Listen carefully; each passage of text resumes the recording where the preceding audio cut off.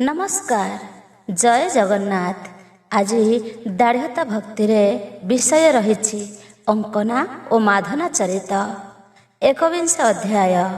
चैतन्य उवाच कहे चैतन्य महाज्ञाता दाढ़ता भक्ति रस कथा शुणासु मन हेतु देई मु जहा कहूछि बुझाई ए बड़ दुर्लभ चरित शुणिले होइब पवित्र कलिंग बोली एक देश सकल देशर नरेश नदीर नाम गोदावरी स्नान मात्र के पाप हरि से महापुण्य नदी जले जोगे अजोगे एकाबेले स्नान करती जेउ नर बसंती जाई स्वर्गपुर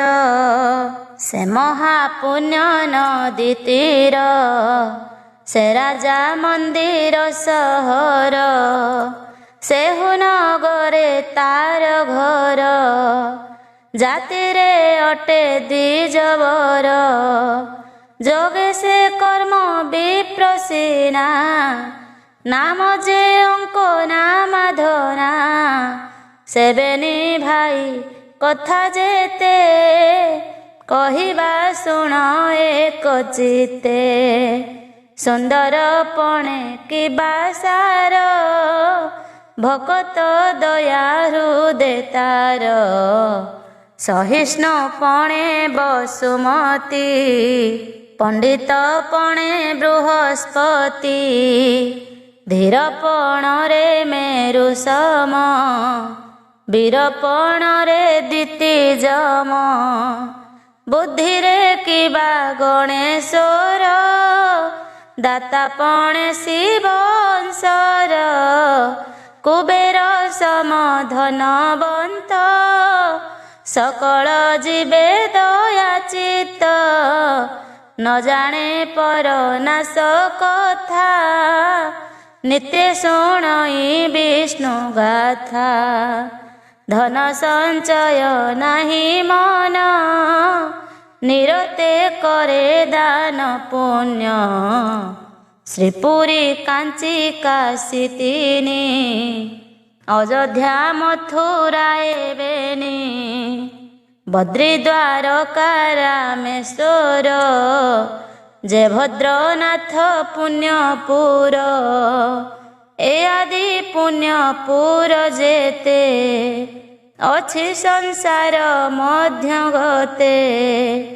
बसाई सदा वर्तमान देउथाई जे अन्नदान जेते से धन तहि सार से पुरु थाई निरंतर निज द्वार रे दुखी जन कियबा भिक्षुक देखिण मन संतोषे धन देई वाक्य कहोई चाटुआई जोगी सन्यासी ब्रह्मचारी साधु वैष्णव आदि करी प्रवेश हेले ता भुवने ताहांकु तो से अन्नदाने बंधु सोदर मित्र जन नित्य से कराए भोजन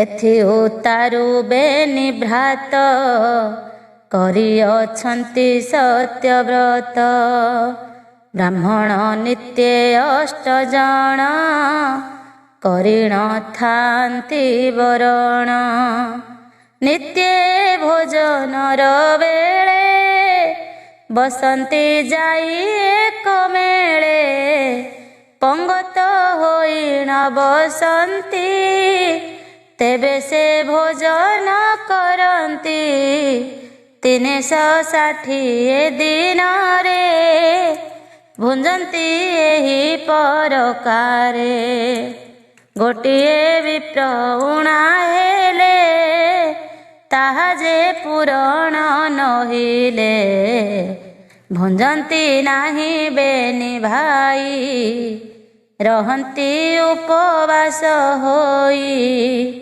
ଏଥି ଉତ୍ତାରୁ ଚତୁର୍ଦ୍ଦଶୀ କିବା ସଂକ୍ରାନ୍ତି ପୂର୍ଣ୍ଣମାସୀ ଶୁଭ ନକ୍ଷତ୍ର ଆଦି ଯେତେ ବୈଷ୍ଣବ ଲୋଡ଼ିୟ ପ୍ରମିତେ ଦିଅନ୍ତି ଅନ୍ନ ବସ୍ତ୍ରମାନ ସନ୍ତୋଷ କରାଇ ଭୋଜନ ଅନେକ ବିନୟୀ କହନ୍ତି କରିଣ ବିପ୍ରପାଦେ ଭକ୍ତି ତାହା ଦେଖିଣ ବିପ୍ର ଯେତେ ବୈଷ୍ଣବ ଆଦି ଅପ୍ରମିତେ ଅନେକ ପ୍ରଶଂସା କରନ୍ତି ଯେ ଯାହା ପୁରେ ଚଳି ଯାଆନ୍ତି। ଏହି ପ୍ରକାରେ ବଞ୍ଚେ ଦିନ ନ ଜାଣେ ଅନ୍ୟ କଥା ମାନ ଏମନ୍ତେ କେତେ ଦିନ ଅନ୍ତେ ତା କୀର୍ତ୍ତି ପୁରିଲା ଜଗତେ ଚାରି ଦିଗରେ ତାର ଯଶ କ୍ରମଶ ହୋଇଲା ପ୍ରକାଶ ଲୋକେ ବୋଇଲେ ଧନ୍ୟ ଧନ୍ୟ ଅଙ୍କ ନାମାଧନା ଜୀବନ ତାଙ୍କ ସମାନ ଦାନୀ ପଣେ କାହିଁ ନଥିବେ ଭୁବନେ ଏମନ୍ତ ବୋଲିଣ ସମସ୍ତେ ପ୍ରଶଂସା କରନ୍ତି ଜଗତେ ତାହା ଜାଣିଲେ ଦେବ ସ୍ୱାମୀ ଯେ ପ୍ରଭୁ ସର୍ବ ଅନ୍ତର୍ଯ୍ୟାମୀ ବିଡ଼ିବା ପାଇଁ ତାର ମନ ବିଜୟ କଲେ ସେହି ସ୍ଥାନ ଛଦ୍ମ ଯେ କଲେ ନରହରି ବ୍ରହ୍ମଚାରୀର ରୂପ ଧରି ବୃଦ୍ଧ ଶରୀର ରୂପ ବହି ଚାଲନ୍ତି ଧୀର ଧୀର ହୋଇ ଶିରେ ଶୋଭିତ ପକ୍ୱ କେଶ ଶୁଭ୍ର ଚାମର ପ୍ରାୟ ଦୃଶ୍ୟ ଅତି ପାଚିଲା ଓଷ୍ଠ ଦାଢ଼ି ହୃଦ ପଦ୍ମରେ ଅଛି ପଡ଼ି ଭାଳେ ତିଲକ ଶୋଭା ଦିଶି ଅଳ୍ପ ମନ୍ଦ ମନ୍ଦ ହସି କନେ କୁଣ୍ଡଳ ବିରାଜଇ ତେଜେ ମାରତଣ୍ଡ ଗଞ୍ଜଇ ଯଜ୍ଞ ପବିତ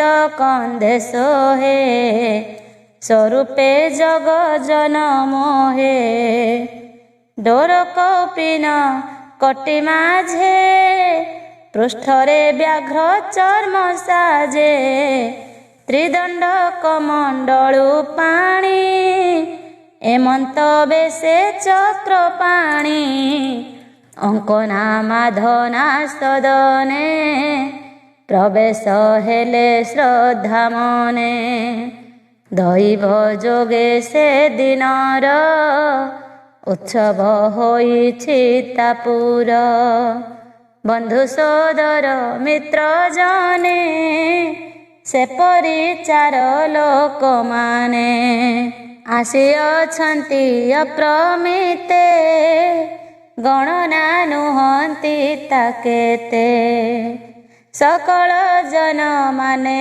ଆସି ଧର୍ମଶାଳାରେ ଛନ୍ତି ବସି ତହିଁ ମଧ୍ୟରେ ବେନି ଭ୍ରାତ ଧରିଣ ଜଳ ପାତ୍ର ହସ୍ତ ଯେତେକ ବିପ୍ର ଆସୁଛନ୍ତି ସବୁରି ପାଦ ଧୋଇ ଦିଅନ୍ତି ପାଣିରେ ପାଣି ଅବଶେଷ ଧରି କରନ୍ତି କିଛି ଗ୍ରାସ ଏମନ୍ତ ବେଳେ ଭାବଗ୍ରାହୀ ମିଳିଲେ ସେହି ସ୍ଥାନେ ଯାଇ ସଭାଜନଙ୍କୁ ଚାହିଁ ହରି ଧୀରେ ପୁଛନ୍ତି ବ୍ରହ୍ମଚାରୀ ଅଙ୍କନା ମାଧନାଏ ଦୁଇ ଭାଇ ଅଛନ୍ତି କେଉଁଠାଇ ଶୁଣି ସମସ୍ତ ଲୋକ ଭଲେ ତାହାଙ୍କୁ ଦେଖାଇ ନ ଦେଲେ। ଦେଖି ଦୁହିଁଙ୍କୁ ବ୍ରହ୍ମଚାରୀ ଅନେକ ଆଶୀର୍ବାଦ କରି ବୋଲନ୍ତି ଧନ୍ୟରେ ତୋହର ଅଟନ୍ତି ଜନନୀ ପିୟର। ଧନ୍ୟ ହୋ ତୁମ୍ଭେ ବେନି ଭାଇ ସଂସାରେ ଅଛ ଜାତ ହୋଇ। ହୋଇଲା ଅପାରୁ ଅପାର ଜଗତେ କିରତି ତୁମ୍ଭର।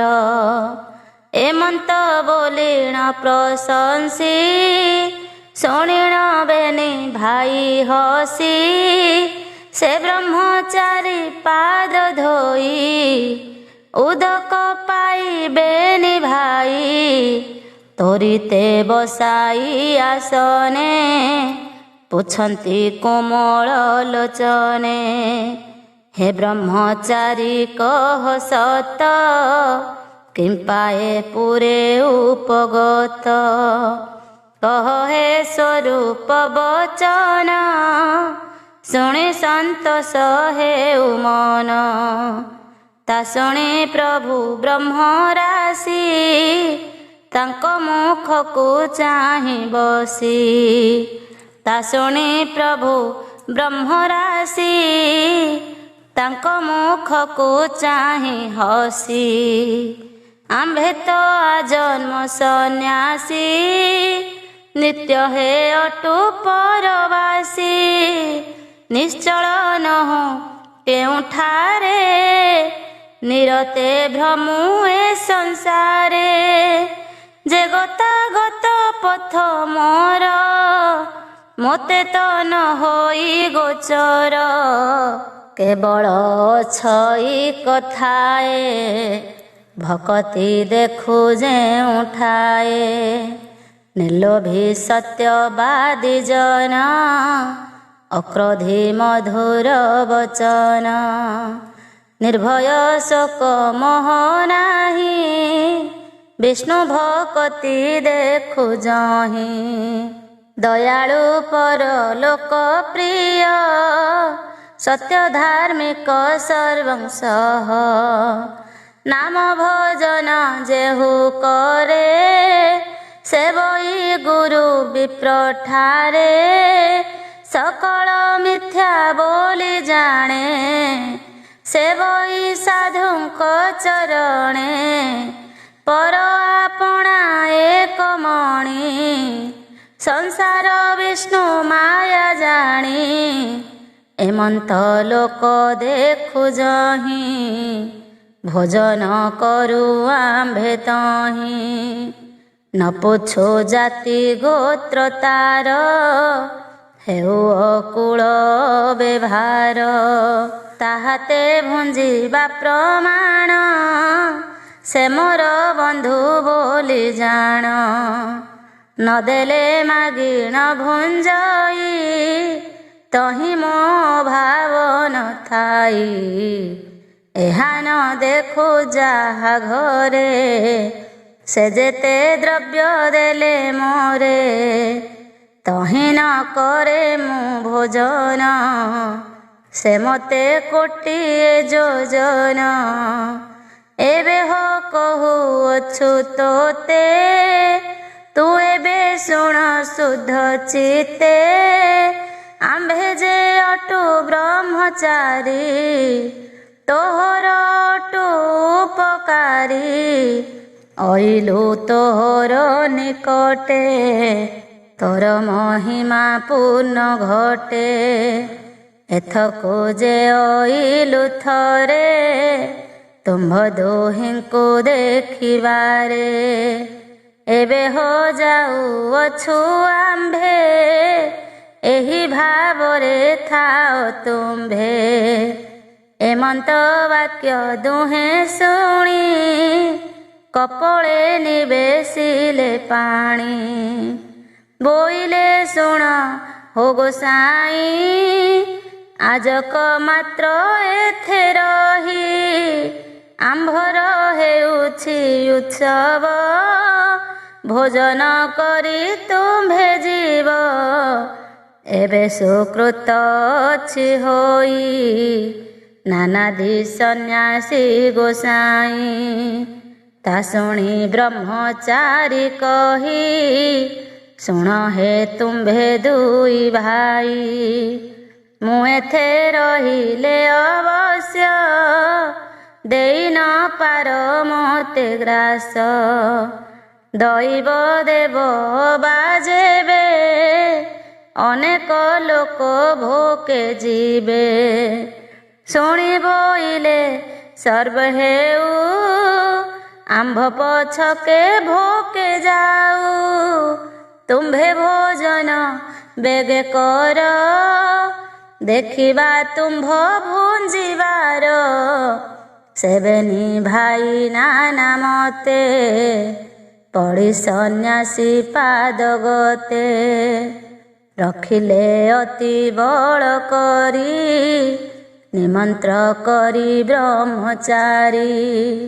ଏଥି ଉତ୍ତାରୁ ବେନି ଭାଇ ରନ୍ଧନ କରାଇଲେ ଯାଇ। କ୍ଷୀରି ଖେଚୁଡ଼ି ଶାଳିୟନ ନାନାଦି ପ୍ରକାରେ ବ୍ୟଞ୍ଜନ। ଅଶେଷ ବର୍ଣ୍ଣେ ପିଠାମାନ ଘୃତରେ କଲେ କରନ୍ଧନ। ଦଧି ଯେ ଅନେକ ପ୍ରକାର ଘୃତନ ବାତ ଦୁଧ ସାର। ପଇଡ଼ ପାଣି ରସ ପଣା ସ୍ୱାଦୁରେ ଏକ ଜିଣା। ଷଡ଼ରସରେ ଦ୍ରବ୍ୟ ଯେତେ ରନ୍ଧନ କଲେ ବିଧି ମତେ। ଶତକ ଜଣେ ରାନ୍ଧୁଣିଆ ରନ୍ଧନ କଲେ ଅମାଣିଆ। ବେଳ ପ୍ରହରେ ଅଛି ହୋଇ ସମସ୍ତ ନିର୍ଭା କରି ଥୋଇ।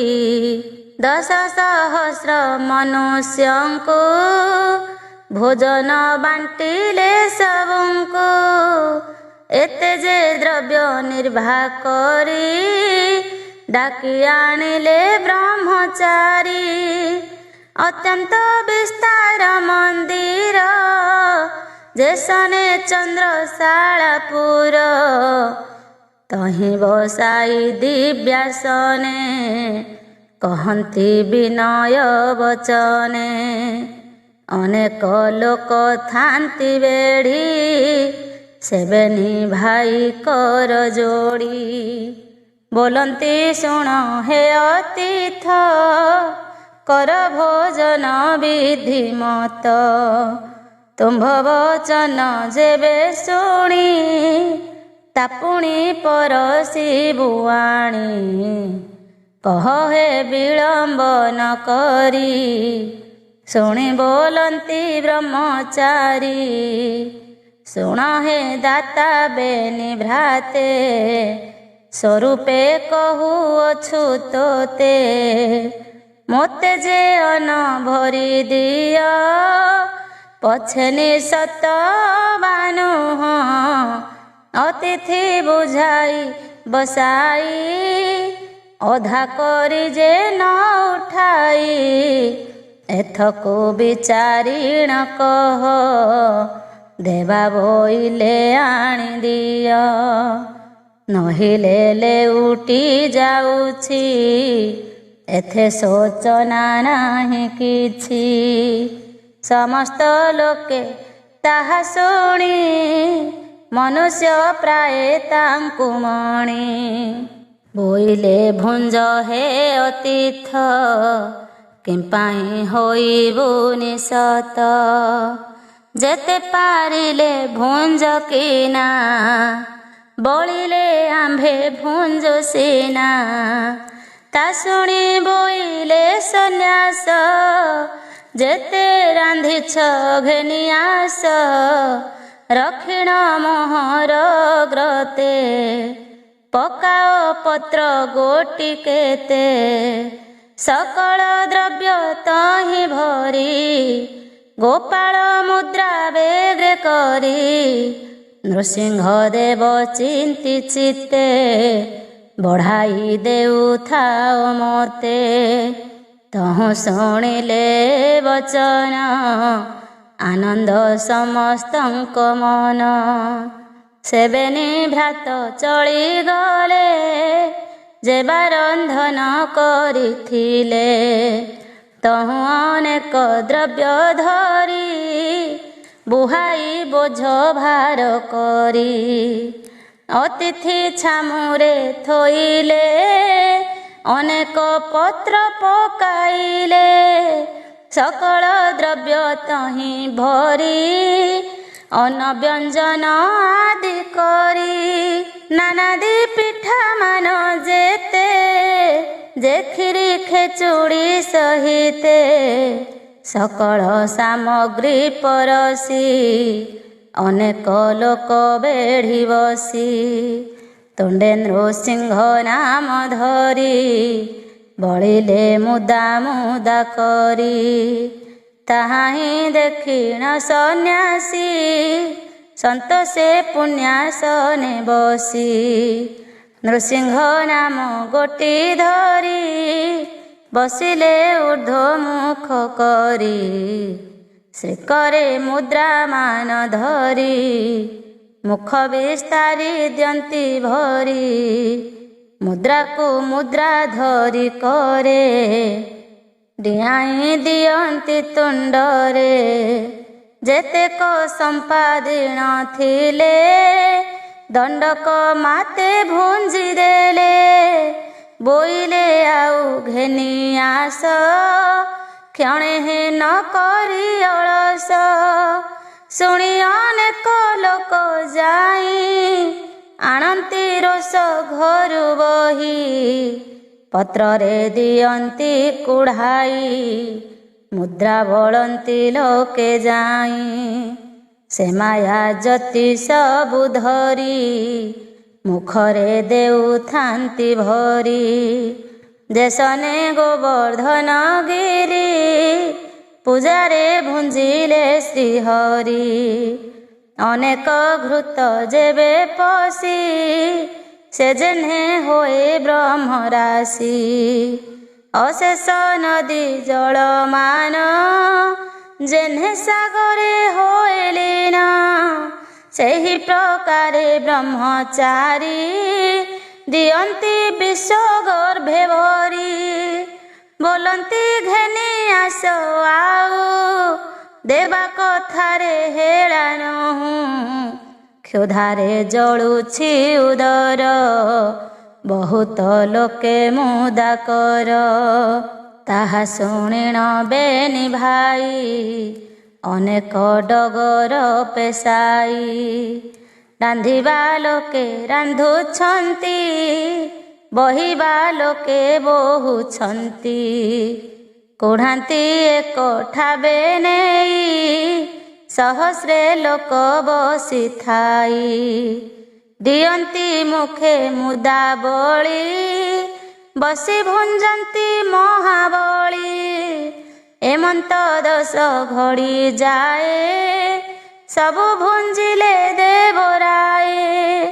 ଯେତେ ପଦାର୍ଥ ଥିଲେ କରି ସବୁ ଭୁଞ୍ଜିଲେ ବେଗ କରି। 10 ସହସ୍ର ଲୋକ ଗ୍ରାସ ସବୁ ସାରିଲେ ସେ ସନ୍ନ୍ୟାସ। ବୋଇଲେ ଆଉ ଆଣ କିନା ଆଣ ହୋଙ୍କ ନାମାଧନା।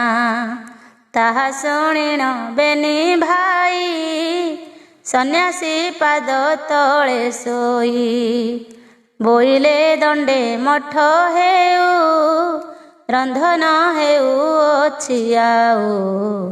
ମୁଛାର କେତେକ ମାତର ତୁମ୍ଭଙ୍କୁ ଦେବାକୁ ଆହାର। ମତ ଗର୍ବରେ ଦେବି ବୋଲି ଏବେ ମୁଁ ଅପରାଧ କଲି। ଏଥିର ଦୋଷ କ୍ଷମା କରି ଦଣ୍ଡେକ ବସ ବ୍ରହ୍ମଚାରୀ। ଆଉ ଯା ଦେଇଛନ୍ତି ହରି ଛାମୁରେ ଦେବି ଆଣି କରି। ପୂରୁନ ପୁରୁତ ଉଦର ମୋର ଅପରାଧ କ୍ଷମା କର। ଏମନ୍ତ ବାକ୍ୟ ତାର ଶୁଣି ହସି ବୋଲନ୍ତି ଚକ୍ରପାଣି। ଏବେ ମୁଁ ହୋଇଲି ସନ୍ତୋଷ ଦିଅତୁ ବିପ୍ରଜନେ ଗ୍ରାସ। ଏମନ୍ତ ବୋଲି ଉଠିଗଲେ ସେବେନି ଭ୍ରାତ ଗୋଡ଼ାଇଲେ। ଅନେକ ବିପ୍ର ତାଙ୍କ ପାଖେ ଗୋଡ଼ାଇ ଅଛନ୍ତି ପ୍ରତ୍ୟକ୍ଷେ। ଅଦ୍ଭୁତେ କାହୁଁ ଏ ଅଇଲେ ଅଶ୍ରୁତ ଗୋଚର କଲେ। ଏମନ୍ତ ବୋଲି ଯେ ଝାମତେ ଗୋଡ଼ାଇ ଅଛନ୍ତି ସମସ୍ତେ। ପ୍ରବେଶ ଗୋଦାବରୀ କୂଳେ ପ୍ରଭୁ ପଶିଲେ ଯାଇ ଜଳେ।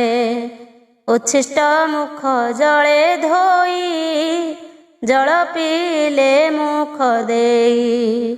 ଅନେକ ଶୁଖି ଗଲା ବାରି ଘୁଞ୍ଚିଣ ଗଲା ଗୋଦାବରୀ।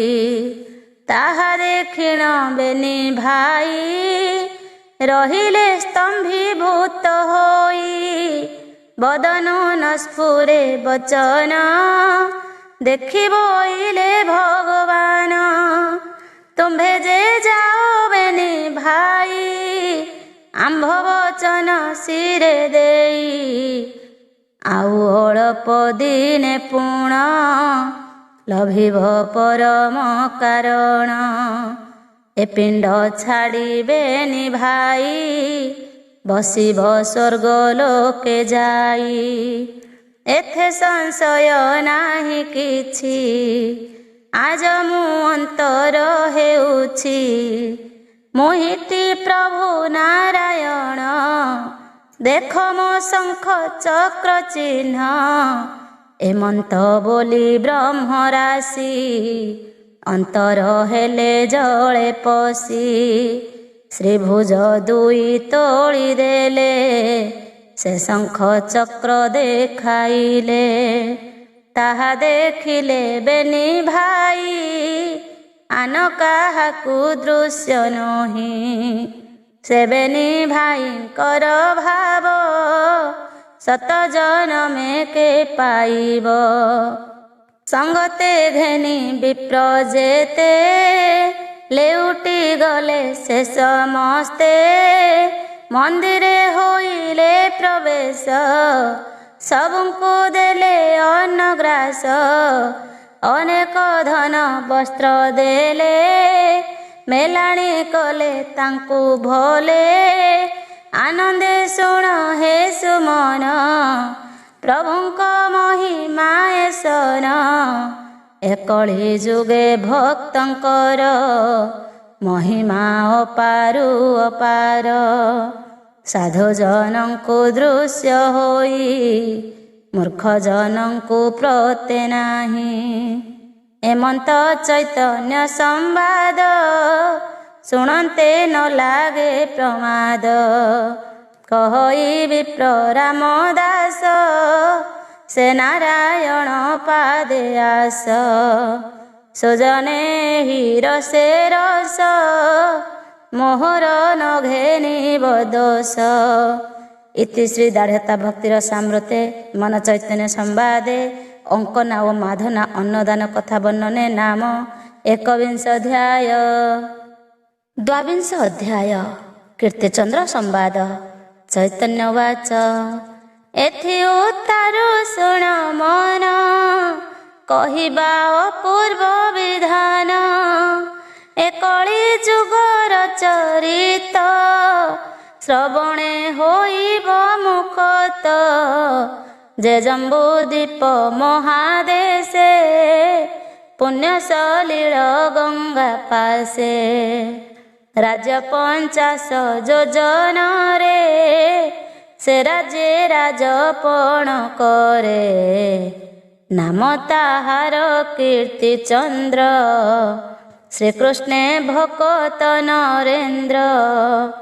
ଅତି ନିର୍ମଳ ତାର ମତି ଅଚଳାଚଳ ତା ସମ୍ପତ୍ତି। ପ୍ରଜାଙ୍କୁ କରି ପୁତ୍ର ପ୍ରାଏ, ସେ ରାଜା ପ୍ରତିପାଳି ଥାଏ। ତାହାର ଭାର୍ଯ୍ୟା ପ୍ରିୟବତୀ, ଅତି ସୁନ୍ଦରୀ ମହାସତୀ। ପଦ୍ମିନୀ ନାମ ତା ବିଦିତ, ସ୍ୱାମୀର ଆଜ୍ଞା ଅଲଙ୍ଘିତ। ନିରତେ ପତି ସେବା କରେ, ରାଜା ହିଁ ଅତି ସ୍ନେହ କରେ। ଏମନ୍ତ ରାଜା ରାଣୀ ଥାନ୍ତି, ଶ୍ରୀକୃଷ୍ଣ ପାଦେ ଦେଇ ମତି। ନିରତେ କୃଷ୍ଣ ଚିନ୍ତା ହୃଦେ, ସେବା କରନ୍ତି ଅପ୍ରମାଦେ। ଜୀବ ହତ୍ୟାକୁ ମହାଭୟ, ଦୁଃଖୀ ଜନର ସେ ସହାୟ। ନିରତେ ପର ନିନ୍ଦା କଥା, ଖଚନ ଶୁଣଇ ସର୍ବଥା। ରାଜେ ତା କିରତି ଅପାର, ଜଳ ଦେଉଳ ଯେ ସ୍ଥାବର। ପଞ୍ଚକ୍ରୋଶରେ ସଦାବର୍ତ୍ତ, ରଖାଇଅଛି ଅପ୍ରମିତ। ରାଜେ ଘୋଷଣା ଦେଇ ତାର, କହୁ ଯେ ଥାଇ ନିରନ୍ତର। ଯେ ବଣ ଗ୍ରାମରେ ଅତୀଥ, ଆସି ହୋଇବେ ଉପଗତ। ତାହାଙ୍କ ଚରଚା କରିବ, ମନ ସନ୍ତୋଷେ ଅନ୍ନ ଦେବ। ଯେତେ ପଦାର୍ଥ ବ୍ୟୟ ହେବ, ଲେଖି ମୋ ଭଣ୍ଡାରରୁ ନେବ। ମୋ ରାଜେ ଯେଉଁ ଗ୍ରାମ ଦେଶ, ଅତିଥି ଗଲେ ଉପବାସ। ତାଙ୍କ ସକଳ ଧନ ହରି, ରାଜ୍ୟରୁ ଦେବି ଦୂର କରି। ଏମନ୍ତ ବୋଲି ନଟମକ, ବଜାଇଥାନ୍ତି ରାଜ୍ୟ ଯାକ। ସେ ରାଜ୍ୟ ପରଜାଙ୍କୁ ରାଇ, ତିଆରୁ ଥାଇ ନୃପ ସାଇ। ସାଧୁମାନଙ୍କୁ ସେବା କର, ଶ୍ରୀହରି ଭଜ ନିରନ୍ତର। ବିପ୍ର ବୈଷ୍ଣବ କରି ପ୍ରୀତି, ଦୃଢ଼ ଭକତି କର ନୀତି। ଏମନ୍ତ ବୋଲିଣ ତିଆରି, ସେ ରାଜନଗ୍ର ଦଣ୍ଡଧାରୀ। ପୁରତା କରିଛି ପବିତ୍ର, ସବୁଠି ରାଧା କୃଷ୍ଣ ଚିତ୍ର। ଜଣେ ଚାହିଁଲେ ସେହି ରୂପ, ଦର୍ଶନ କରୁଥାଇ ନୃପ। ଦ୍ୱାରେ ତା ଧର୍ମ ଧ୍ୱଜା ପୋତି, ନେତ ଚିରାଳ ବାନ୍ଧିଛନ୍ତି। ଅନେକ ଧର୍ମଶାଳା ମାନ, ତୋଳାଇ ଅଛନ୍ତି ରାଜନ। ପାଟଣା ଯାକ ପ୍ରତି ଦ୍ୱାରେ, ତୁଳସୀ ଆରୋପଣ କରେ। ଠାବ ଠାବକେ ସଂକୀର୍ତ୍ତନ, କରାଇ ଶ୍ରୀହରି ଭଜନ। ଅନେକ ଶୁଆ ସାରି ବଣି, ପୋଷି ଅଛନ୍ତି ଗୃହେ ଆଣି। ତାହାଙ୍କ ମୁଖ ନାମ ଶୁଣି, ଅତି ଆନନ୍ଦ ନୃପମଣି। ଅନେକ ଧନ ବସ୍ତ୍ର ରାଏ, ପ୍ରଜାମାନଙ୍କୁ ଦେଉଥାଏ। ଶ୍ରୀ ରାଧା କୃଷ୍ଣ ଗୁଣ କୀର୍ତ୍ତି, ସେ ରାଜା ଶୁଣୁଥାଇ ନୀତି। ଧର୍ମ ହିଁ ଅଟେ ମୂଳ ତାର, ସତ୍ୟ ବଚନ ନିରାଧାର। ଗ୍ରାମ ବାହାରେ ଦୂତ ପେଶି, ଅତିଥି ବରି ଘେନି ଆସି। ଇଚ୍ଛା ଭୋଜନ ଦେଉଥାନ୍ତି, ଯେ ବାଜହିଁରେ କରେ ମତି। ଦରିଦ୍ର ଦେଖି ନ ସହଇ, ଯେ ଯାହା ମାଗିଲେ ଦିଅଇ। ଏମନ୍ତ କେତେ ଦିନ ଗଲା, ତା ଯଶ ଜଗତେ ପୁରିଲା। ତାହା ଜାଣିଲେ ଦୟାନିଧି, ବିଡ଼ିବା ପାଇଁ ରାଜା ବୁଦ୍ଧି। ସେ ଅନ୍ତର୍ଯ୍ୟାମୀ ବ୍ରହ୍ମରାଶି ସକଳ ଘଟେଛନ୍ତି ବସି। ତାହାକୁ କିସ ଅଗୋଚର ନାହିଁ ନିକଟେ ତାଙ୍କୁ ଦୂର। ମାୟାରେ ହୋଇଣ ତପସ୍ୱୀ ମିଳିଲେ ରାଜା ପାଶେ ଆସି। ଅଖଣ୍ଡ ନଖ ଦାଢ଼ି କେଶ କି ବ୍ରହ୍ମ ବେତାଳ ସଦୃଶ। ତୁଳସୀ ମାଳ ଶୋଭେ ଗଳେ କନେ କୁଣ୍ଡଳ ବେନିଲୁଳେ। ଜଟା ମୁକୁଟ ମାଳ ଶୋଭା ଭକ୍ତ ଜନଙ୍କ ମନ ଲୋଭା। ଡୋର କୌପିନ କଟି ମାଝେ ସର୍ବାଙ୍ଗେ ବିଭୂତି ବିରାଜେ। ଯଜ୍ଞ ପବିତ କନ୍ଧେ ଶୋହେ ରୂପେ କି ଜଗଜ୍ଜନ ମୋହେ। ଏମନ୍ତ ବେଶେ ଚକ୍ରପାଣି ନୃପତି ଆଗେ ବେଦ ଭଣି। କହି ଅନେକ କୃଷ୍ଣ ରସ ରାଜାର ମନ କଲେ ତୋଷ। ତାହାଙ୍କୁ ଦେଖି ମହାରାଜା କଲାନନ୍ଦେ ପାଦ ପୂଜା। ବେଗେ ଚରଣ ଦୁଇ ଧୋଇ ଚରଣାମୃତ ଆପେ ଖାଇ। ଧୀରେ କହନ୍ତି ଦଣ୍ଡଧର ଆଜି ପବିତ୍ର ମୋର ପୁର। ତୁମ୍ଭର ପାଦ ରଜ ପଡ଼ି ଅଶେଷ ପାପ ଗଲା ଛାଡ଼ି। ଭସ୍ୱାମୀ କିମ୍ପାଇଁ ଆଗତ ମିଥ୍ୟା ନ କରି କହ ସତ। ତା ଶୁଣି ପ୍ରଭୁ ଚକ୍ରପାଣି ବୋଇଲେ ଶୁଣ ନୃପମଣି। ଆମ୍ଭେ ଯେ ଆଜନ୍ମ ସନ୍ନ୍ୟାସୀ ବନରେ ତପ କରୁ ବସି। ବନର ଫଳ ମୂଳ ଖାଇ ଦିନ ବଞ୍ଚିଲୁ ଦୁଃଖ ସହି। ଯାହା ବିଚାରିଥିଲୁ ମନେ ପୁନଃ ହୋଇଲା ଏତେ ଦିନେ। ତେଣୁଟି ବନରୁ ବାହାରି ତୋ କୀର୍ତ୍ତି ଶୁଣି ଦଣ୍ଡଧାରୀ। ଯହୁଁ ତୋ କୀରତି ଶୁଣିବୁ ତେଣୁ ତୋ ଛାମୁକୁ ଅଇଲୁ। କିଛି ମାଗିବାର ପାଇଁ ଦେବୁ କି ନାହିଁ ନୃପ ସାଇଁ। ତା ଶୁଣି ବୋଲନ୍ତି ରାଜନ ଯା ଇଚ୍ଛା ମାଗ ହୋ ବହନ। ଯାହା ମାଗିବ ତାହା ଦେବି ନଦେଲେ ଅପରାଧୀ ହେବି। ଗଜ ତୁରଙ୍ଗ ଭୂମି ଦାନ ଧନ କାଞ୍ଚନ ବସ୍ତ୍ରମାନ। ସ୍ୱରାଜ ପଦ ହିଁ ସହିତେ ମାଗ ହୋ ଯାହା ତୁମ୍ଭ ଚିତେ। ଶୁଣି ବୋଇଲେ ବ୍ରହ୍ମଚାରୀ ଏକାନ୍ତେ ଶୁଣ ଦଣ୍ଡଧାରୀ। ଅନେକ ଦିନ ତପ କରି ଥିଲୁ ଯେ କାମ ପରିହରି। ଏବେ ସେ କାମ ଦେବ ମୋତେ ପୀଡ଼ା ଯେ ଦେଲା ନାନା ମତେ। ତାହା ମୁଁ ସହି ନ ପାରିଲି ନିରତେ କାମ ଇଚ୍ଛା କଲି। ତେଣୁ ଅଇଲି ତୋର ପାଶେ କେବଳ ଏହି ପ୍ରୀତି ଆସେ। ଶୁଣିଲି ତୋର ପ୍ରିୟବତୀ ସ୍ୱାମୀ ଭକତ ମହାସତୀ।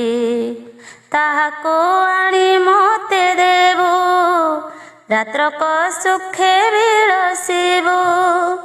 ଏତେକ ମାତ୍ର ମୋର ବାଞ୍ଛା ଦିଅ ନ ଦିଅ ତୋର ଇଚ୍ଛା।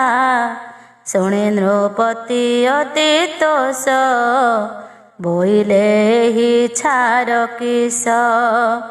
ପ୍ରାଣ ମାଗିଲେ ଦେଇପାରେ ସଂଶୟ ନାହିଁଟି ଏଥିରେ। ଏମନ୍ତ ବୋଲି ସେ ରାଜନ ଆଣିଲେ ଉତ୍ତମ ଭୋଜନ।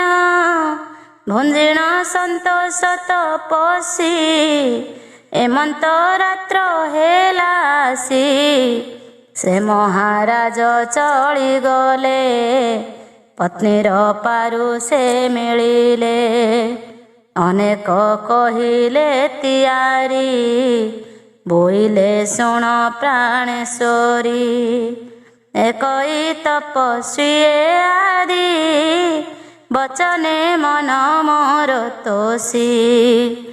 ଏକଇ ତପସ୍ୱୀ ଆସି ବଚନେ ମନ ମୋର ତୋଷୀ। ଦିଶଇ ବ୍ରହ୍ମ ବେତା ପ୍ରାଏ ସେ ମୋତେ ମାଗିଲେ କଥାଏ। ତା ଶୁଣି ଦେବା ସତ୍ୟ କଲି ମାଗ ବୋଲି ମୁଁ ବୋଇଲି। ସେ ଯେ ମାଗିଲେ ମୋତେ ଯାହା ଶୁଣ କହିବି ତୋତେ ତାହା। ତୋହର ସଙ୍ଗେ ପ୍ରୀତି ଭାବ ଆଜକ ସନ୍ନ୍ୟାସୀ କରିବ। ସତ୍ୟ ମୁଁ କରିଛି ଯୁକତେ ଅବଶ୍ୟ ଦେବି ତାକୁ ତୋତେ। ଏଥକୁ କହ କି ବିଚାରି ତା ଶୁଣି ବୋଇଲେ ସୁନ୍ଦରୀ। ଯେଉଁ ଦିନରୁ ପିତା ମୋତେ ସମର୍ପି ଦେଲେ ତୁମ୍ଭ ହସ୍ତେ। ସେଦିନୁ ହୋଇଛି ତୁମ୍ଭର ତୁ ନାଥ ଯାହା ଇଚ୍ଛା କର। ଏଥକୁ ଯେ ତୋହର ଇଚ୍ଛା ଏଥିରେ ନାହିଁ ମୋ ଅନ୍ୟଥା। ରାଣୀ ବଦନୁ ଏହା ଶୁଣି ଅତି ଆନନ୍ଦେ ନୃପମଣି। ବୋଇଲେ ଶୁଣରେ ସୁନ୍ଦରୀ ମୋ ଠାରୁ ସତେ ଗୁଣ କରି। ସେବା କରିବୁ ତ ପିପାଦେ କପଟ ନ ରଖି ତୋ ହୃଦେ। ଏମନ୍ତ କହି ସେ ରାଜନ ସନ୍ନ୍ୟାସୀ ନିକଟେ ଗମନ। ସନ୍ନ୍ୟାସୀ ଘେନିଣ ସଙ୍ଗରେ ପ୍ରବେଶ ହେଲେ ନିଜପୁରେ। ରାଣୀ ସଙ୍ଗତେ କଲେ ଭେଟ ନିବନ୍ଧେ କିଳିଲେ କବାଟ। ଅନେକ ଦାସ ପରିବାରୀ ଯୋଗାଇ ଦେଲେ ଦଣ୍ଡଧାରୀ। ଅନ୍ତର ହୋଇଣ ରହିଲେ ତପି ରହିଲେ ରାଣୀ ତୁଲେ। ସେ ମହାସତୀ ବେଗେ ଉଠି ସନ୍ନ୍ୟାସୀ ପାଦ ତଳେ ଲୋଟି। ଉଠିଣ ହୋଇଲେ ବିନୟୀ ଆସନେ ବସାଇଲେ ନେଇ। ଭୋ ପ୍ରଭୁ ଶରଣ ତୁମ୍ଭର ପବିତ୍ର ହେଲା ମୋର ପୁର। ଏମନ୍ତେ ବୋଲନ୍ତେ ସେ ରାଣୀ ବିଚାର କଲେ ଚକ୍ରପାଣି। ଧନ୍ୟ ହେ ଦୋହିଙ୍କର ଭାବ ସଂସାର ମଧ୍ୟରେ ଦୁର୍ଲଭ। ଯେତେକ ଛନ୍ଦ ମୁହିଁ କଲି କେବେ ହେଁ ଯଶ ନ ପାଇଲି। ଏବେ ମୁଁ ଏମନ୍ତ କରିବି ରାଣୀ ଜୀବନ ହରିବି। ତାହା ଜାଣିଲେ ଦଣ୍ଡଧାରୀ ଧର୍ମକୁ ଅବା ନିନ୍ଦା କରି। ଦେଖଇ କିନା ରାଜା ଭାବ ଏମନ୍ତ ବୋଲି ପଦ୍ମନାଭ। ରାଣୀ କି ନିଦ୍ରା ଗତେ ମୋହି ସକଳ ଅଳଙ୍କାର ନେଇ। ଆଜ୍ଞା ଯେ ଦେଲେ ମହାବାହୁ ଏ ନାରୀ ପ୍ରାଣ ହାରିଥାଉ। ଏମନ୍ତ ବୋଲି ଭଗବାନ ତକ୍ଷଣେ ହେଲେ ଅନ୍ତର୍ଧ୍ୟାନ। ଏମନ୍ତେ ରଜନୀ ପାହିଲା ବେଳ ପ୍ରହର ଆସି ହେଲା। ତା ଦେଖି ଦାସୀ ପରିବାରୀ ବେଗେଣ ଗଲେ ଅନ୍ତପୁରୀ। ଦେଖିଲେ କବାଟ ଫିଟିଛି ରାଣୀ ପଲଙ୍କେ ଶୋଇଅଛି। ପାରୁ ସେ ମିଳିଲେ କଯାଇ ଦେଖିଲେ ପିଣ୍ଡେ ପ୍ରାଣ ନାହିଁ। ତପସ୍ୱୀ ଯାଇଛନ୍ତି ଛାଡ଼ି ତାହା ଦେଖିଣ ଚକା ଫାଡ଼ି। କହିଲେ ନୃପତିଙ୍କୁ ଯାଇ ଦେଖିଲେ ପିଣ୍ଡେ ପ୍ରାଣ ନାହିଁ। ତପସ୍ୱୀ ରାଣୀଙ୍କି ମାଇଲା ସକଳ ଅଳଙ୍କାର ନେଲା। କେବଳ ଦିଗେ ପଳାଇଲା ଦେଖ ଯା ପତ୍ନୀ ଚୋର ମଲା। ତାହା ଶୁଣିନ ନୃପମଣି ବୋଇଲେ ଶୁଣରେ ତରୁଣୀ। ରାଣୀ ଅପରାଧ କରି ମଲା କହ ସନ୍ନ୍ୟାସୀ କେଣେ ଗଲା। ଏମନ୍ତ ବୋଲି ନରନାଥ ପେଶାଇ ଚାରି ଦିଗେ ଦୂତ। ବୋଇଲେ ଶୁଭେ ଘେନି ଆସ ଦେଖିଲେ ସେ ମହାସନ୍ନ୍ୟାସ। ଯେବେ ମୁଁ ଦେଖିବି ନୟନେ ତେବେଟି ରହିବି ଜୀବନେ। ନହିଲେ ମାରିବି ଅବଶ୍ୟ ଜୀବନେ ନାହିଁ ମୋର ଆସ। ତା ଶୁଣ ଚଳିଗଲେ ଦୂତେ ତପି ଖୋଜନ୍ତି ଯେଝା ମତେ। ସେ ଅନ୍ତର୍ଯ୍ୟାମୀ ଭଗବାନ ଜାଣିଲେ ନୃପତିର ମନ। ଅଦ୍ଭୁତେ ପଥେଛନ୍ତି ବସି ଦୂତେ ଭେଟିଲେ ତାଙ୍କୁ ଆସି। ଅନେକ ବିନୟୀ କହିଲେ ସଙ୍ଗତେ ଘେନି ଚଳିଗଲେ। ରାଜା ଛାମୁକୁ ଗଲେ ନେଇ ଦେଖି ଉଠିଲେ ନୃପ ସାଇଁ। ହେ ମହାଯତି ପାଦ ତଳେ ନୃପତି ପୁଣ ପୁଣ ଲୁଳେ। ଉଠି କପାଳେ ଦେଲା ପାଣି କହିଲା ମଧୁର ସେ ବାଣୀ। ସେ ମହାଯୋଗୀ ଯୋଗେଶ୍ୱର ଅପରାଧ କଲା ସ୍ତ୍ରୀ ମୋର। ତହିଁକି ଦୁଃଖ ଘେନି ହୃଦେ ମୋତେ ନ କହିଲୁ ପଦେ। ତା ଶୁଣି ବୋଲନ୍ତି ସନ୍ନ୍ୟାସ ଶୁଣ ନୃପତି ହୋଇ ତୋଷ। ଏ ଆମ୍ଭ ପୂର୍ବର ସ୍ୱଭାବ କେ ତାହା ଅନ୍ୟଥା କରିବ। ଯେ ଆମ୍ଭ ପାଦେ ସେବା କରେ ଅତ୍ୟନ୍ତ ହରସ ମନରେ। ତାହାକୁ ଦେବୁ ଆମ୍ଭେ ଦୁଃଖ ସେ ଯେବେ ହୋଇବ ବିମୁଖ। ତାହାକୁ ଛାଡ଼ି ଆମ୍ଭେ ଯାଉ ଲୋଡ଼ିଲେ ନ ପାଏ ସେ ଆଉ। ସେ ଦୁଃଖ ସୁଖ ପାଇ ହୃଦେ ସେ ବୁଝେ ଥାଇ ଆମ୍ଭ ପାଦେ। ତାହାକୁ ଛାଡ଼ି ନ ପାରୁ ସେ କାହୁଁ ଯିବ ମୋ ଆଗରୁ। ସେ ମୋତେ ଛାଡ଼ିବ ବୋଇଲେ ମୁଁ ତାକୁ ନ ଛାଡ଼ଇ ଭଲେ। ସେ ମୋତେ ଛାଡ଼ିଲେ ଅବଶ୍ୟ ମୁଁ ଯେ ନ ଛାଡ଼େ ତାର ପାଶ। ଯେତେ ହେନ୍ଦୁରେ ଥିଲେ ରହି ଚିନ୍ତିଲେ ପାରୁ ସେ ମିଳଇ। ସେ ମୋର ଜନ୍ମର ପ୍ରକୃତି ଯାହା ଲେଖନ୍ତି ପ୍ରଜାପତି। କେ ତାହା କରିବଟି ଆନ ଏ କଥା ବୁଝ ହେ ରାଜନ। ଏବେ ଅଇଲୁ ତୋଛା ମୋର ତୁ ରାଜା ଯାହା କଲେ କର। ତାହା ଶୁଣିନ ମହାରାଜା କପି ଚରଣେ କଲା ପୂଜା। ସଙ୍ଗତେ ଘେନି ବେଗେ ଚଳି ପତ୍ନୀ ପାରୁ ସେ ଯାଇ ମିଳି। କନକ ଝରି ନିରଭରି ବେଗେ ଆସିଣ ଦଣ୍ଡଧାରୀ। ତପିର ପାଦ ପଦ୍ମ ଧୋଇ ରାଣୀ ବଦନେ ଦେଲା ନେଇ। ବୋଇଲେ ଶୁଣରେ ଯୁବତୀ କରୁଣା କଲେ ବ୍ରହ୍ମଜ୍ୟୋତି। ସାଧୁଙ୍କ ପାଦରଜ ଲାଗି ତୁ ଯେ ହୋଇଲୁ ମୁଖ୍ୟ ଭାଗୀ। ଅଶେଷ ଜନ୍ମର କଳସ ଆଜୁ ହୋଇଲା ତୋର ନାଶ। ସେ ସାଧୁ ପାଦରଜ ବ୍ୟାରି ପିଇ ମସ୍ତକେ କିଛି ଧରି। ଏପରି ଲେଖିଅଛି ଧର୍ମ କେବଳ ରଙ୍ଗାସନ ସମ। ଏକଥା ସତ୍ୟ ଅଟେ ଯେବେ ପ୍ରାଣ ତ ପାଇ ଉଠ ବେଗେ। ରାଜା ବଦନ ଏହା ଶୁଣି ତକ୍ଷଣେ ପ୍ରାଣ ପାଇ ରାଣୀ। ନିଧୁ ଉଠିଲା ପ୍ରାୟ ହୋଇ ବସିଲା ରାଜା ମୁଖ ଚାହିଁ। ତାହା ଦେଖିଣ ସେ ରାଜନ ଅନେକ ଆଣିଦେଲା ଧନ। ତପି ଚରଣ ତଳେ ଥୋଇ ବୋଇଲେ ନିଅ ହେ ଗୋସାଇଁ। ସେ ଅଳଙ୍କାର ଛାର କେତେ କେତେ ଦିନକୁ ହେବ ମୋତେ। ଏସବୁ ଧନ ଘେନି ଯାଅ ମୋ ଠାରେ ଦୟା କରିଥାଅ। ପୁଣି ବୋଇଲେ ଭଗବାନ ଧନ୍ୟ ହ ରାଜା ତୋ ଜୀବନ। ଧନ୍ୟ ଅଟଇ ତୋର ରାଣୀ ସ୍ତ୍ରୀଙ୍କ ମଧ୍ୟେ ତାକୁ ଗଣି। ସଂସାରେ ଯାହା କଲୁ ତୁ ହିଁ ଆନକେ କରି ନ ପାରଇ। ଏତେ କଲ୍ୟାଣ ହୋଇଥାଉ ସକଳ କର୍ମେ ଯଶ ହେଉ। ଜିଅନ୍ତେ ସୁଖ ଦିନ ଦିଅ ମଲେ ବୈକୁଣ୍ଠ ଗତି ପାଅ। ଏଥେ ସଂଶୟ କିଛି ନାହିଁ ଏବେ ହୋ ଯାଉଅଛି ମୁହିଁ। ଆମ୍ଭେଟି କମଳା ନିବାସ ଦେଖ ଆମ୍ଭର ନିଜ ବେଶ। ଏମନ୍ତ ବୋଲି ଦେବରାଜ ଦେଖାଇ ଶଙ୍ଖ ଚକ୍ରଭୁଜ। ତକ୍ଷଣେ ହେଲେ ଅନ୍ତର୍ଧ୍ୟାନ ଗଗନେ ବିଜୁଳି ଯେସନ। ସେ ରାଜା ରାଣୀ ତାହା ଦେଖି ସୁଫଳ କଲେ ଚର୍ମ ଆଖି।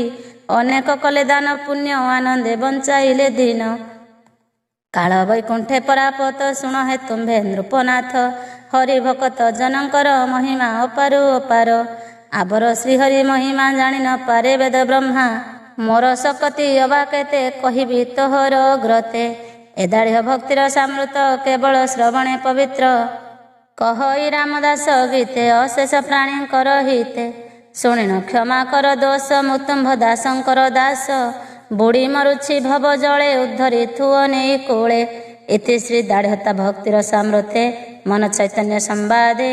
କୀର୍ତ୍ତିଚନ୍ଦ୍ର ରାଜରାଣୀ ସନ୍ନ୍ୟାସୀ ସେବା କଥନେ ନାମ ଦ୍ୱାବିଂଶ ଅଧ୍ୟାୟ। ତ୍ରୟୋବିଂଶ ଅଧ୍ୟାୟ ଗଣପତି ଭଟ୍ଟ ସମ୍ବାଦ। ଚୈତନ୍ୟ ଉବାଚ ଚୈତନ୍ୟ ସାଧୁ ଶ୍ରଦ୍ଧା ଭାବେ କହଇ ମନ ରାଜା ଆଗେ। ହୋ ରାଜା ସାବଧାନେ ଶୁଣ ଏ ଦାଢ଼୍ୟତା ଭକ୍ତି ଲକ୍ଷଣ। କେବଳ ସୁଧା ସମବାଣୀ ପବିତ୍ର ହେବୁ ଯାହା ଶୁଣି। ଉତ୍ତର ଖଣ୍ଡ କଥା ରସ କର୍ଣ୍ଣାଟ ନାମେ ଏକ ଦେଶ। ଦଇବେ ନିଜ ଜନା କରି ସେ ଗ୍ରାମେ ଅଟେ ଜାଣିଆରି। ସେ ଗ୍ରାମେ ଅଟେ ତାର ଘର ଜାତିରେ ଅଟେ ଦ୍ୱିଜବର। ନାମ ତା ଗଣପତି ଭଟ୍ଟ ଭକତ ପଣେ ସେ ଗରିଷ୍ଠ। ନିର୍ଲୋଭୀ ନିର୍ମୋହୀ କୃପାଳୁ ନିରତେ ପରମ ଦୟାଳୁ। ସକଳ ଶାସ୍ତ୍ର ଅଛି ପଢ଼ି ବିଷୟ ରସ ଦୂରେଇ। ଇନ୍ଦ୍ରିୟ ଗଣ କରି ହତ ମନକୁ କରିଣ ଆୟତ।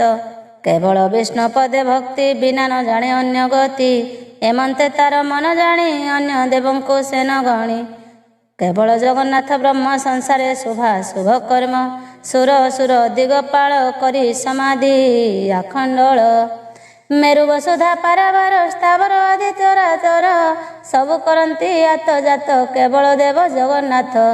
ତାହାଙ୍କ ପାଦେ ଆଶ୍ରୟ କରି ପ୍ରାଣୀ ସଂସାର ଯାନ୍ତି ତରି, ଏ ପରମ ବ୍ରହ୍ମ କୃପା ବିନେ ଜୀବ ଉଦ୍ଧାର ନାହିଁ ଅନ୍ୟେ। ଏମନ୍ତ ଭାବି ସେ ମନରେ ବୁଲୁଣ ଥାଇ ନିରନ୍ତରେ, କାଳେ ଦେଖିବି ବ୍ରହ୍ମ ମୁହିଁ ସ୍ଥୂଳ ସ୍ୱରୂପ ଥିବ ରହି। ଦର୍ଶନେ ମୁକତି ଲଭିବି ଯାତନା ପଥ ନ ଦେଖିବି, ଏମନ୍ତ ବିଚାରିଣ ମନେ ଶାସ୍ତ୍ର ଖୋଜଇ ପ୍ରତିଦିନେ। କେତେ ହେଁ ଦିନର ଅନ୍ତରେ ଖୋଜିଲେ ବ୍ରହ୍ମ ପୁରାଣରେ, ସ୍ଥୂଳ ସ୍ୱରୂପ ଗୋଟି ଧରି ବ୍ରହ୍ମ ଅଛନ୍ତି ନୀଳଗିରି। ତାଙ୍କୁ ଦେଖନ୍ତି ଯେଉଁମାନେ ମୁକତି ହୁଅନ୍ତି ଦର୍ଶନେ, ନଗମେ ଯମ ଦର୍ଶନ ସକଳ ଶାସ୍ତ୍ରେ ପ୍ରମାଣ। ଏମନ୍ତେ ପୁରାଣରେ ଶୁଣି ବ୍ରାହ୍ମଣୀ ହୃଦ ପଦ୍ମେ ଗଣି, ବୋଇଲା ଧିକ ଏ ସଂସାର ଧିକ ଏ ମାୟା ଜାଲ ମୋର, ଧିକ ଏ ଦାରସୁତ ଧନ ଧିକ ଟଇ ଏ ଜୀବନ। ଏ ମର୍ତ୍ତ୍ୟପୁରେ ଦେହଧାରୀ ବ୍ରହ୍ମ ଇଚ୍ଛ ନୀଳଗିରି, ଆଜ ହୁଁ ଯାଏ ମୁଁ ଜାଣେ ଭ୍ରମ ଛଇ ଅକାରଣେ। ଯାହାକୁ ନୟନେ ଦେଖିଲେ ଜୀବ ନିସ୍ତାର ହୋଇ ଭଲେ, ଯେ ଗତାଗତ ପଥ ଜାଣି ରହେ ଭ୍ରମରେ ଦେହେ ମଣି। ସେ ବ୍ରହ୍ମ ଛାଡ଼ି ମୂଢ଼ପଣେ ମୁଁ ଏଥି ଥିବି ଅକାରଣେ। ଦାରା ତନୟ ଧନ ଯେତେ କେ ଜୀବ ମୋହର ସଙ୍ଗତେ, ଦେହେ ସମର୍ଥ ଥିବା ଯାଏ ସବୁରି ବନ୍ଧୁ ହୋଇଥାଏ।